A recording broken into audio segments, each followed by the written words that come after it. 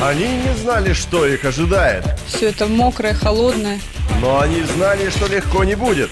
Сейчас у нас в планах согреться, высушить ноги. Борьба с техникой. С природой. Следы еще медвежьи по ходу дела. И с самим собой. До конца идти надо будет. Кто победит в этой схватке? Смотри суперэкстремальную программу «Выжить в лесу» по будням в 18:30 на ЧЕ.